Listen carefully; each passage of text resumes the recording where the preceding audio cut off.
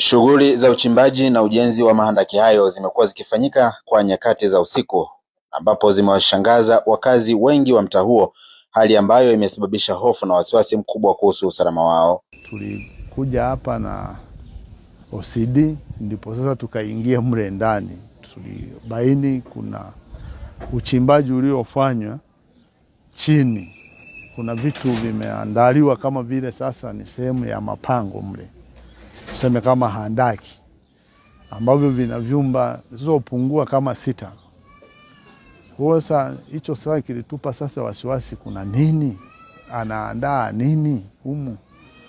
Na baada ya hapo sasa kwa kweli tushukuru jeshi la polisi limefanya kazi yake ambayo iliyotukuka, na mpaka sasa wakaanza kumhoji.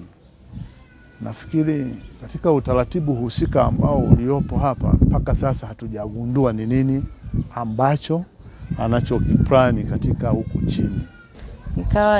Nikaona taharuki, watu wanasema kuna handaki pale, kuna handaki pale. Ndio nikafika nikaangalia.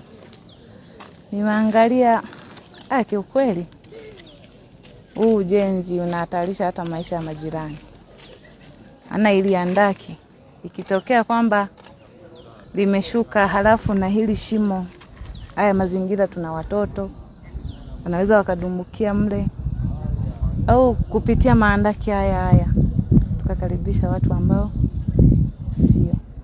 Diwani wa kata ya Nyamuhongoro Bi Sofia Mkama amesisitiza uchunguzi wa kina ili kubaini nia ya mtu huyo kuchimba mahandaki na ujenzi wa mahandaki hayo, kwani yamekuwa hatari kwa usalama wa wakazi wa maeneo hayo. Binafsi nilishtuka sana kwamba mashimo ni ya nini.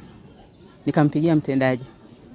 Ilikuwa ni jioni, nikamwambia mtendaji, kesho asubuhi kuna mzee ana malalamiko, naomba waje umsikilize. Wamekuja huku naye akawa ameshangaa. Ndio ikabidi aite sasa vyombo vya polisi na watu wengine kuja kuangalia ile tukio. Kwa kweli tukio ni kubwa na linatisha kwa kweli. Kiusalama si vizuri kabisa. Akithibitisha kukamatwa kwa mtu huyo, kamanda wa polisi mkoa wa Mwanza, naibu kamishna wa polisi Wilbrod Mutafungwa, amesema jeshi hilo linaendelea kumhoji ili hatua za kisheria zichukuliwe dhidi yake. Bwana huyu ameweza kutengeneza mahandaki. Kuna jumla ya mahandaki 6. Lakini katika hali ya kushangaza, mahandaki haya 6 yamekuwa yakijengwa kwa siri kubwa sana, na ujenzi wake umekuwa ukifanyika wakati wa usiku. Tumetia shaka katika jicho la kiusalama kwamba lengo la bwana huyu ni nini, anajenga haya mahandaki kwa ajili ya nini.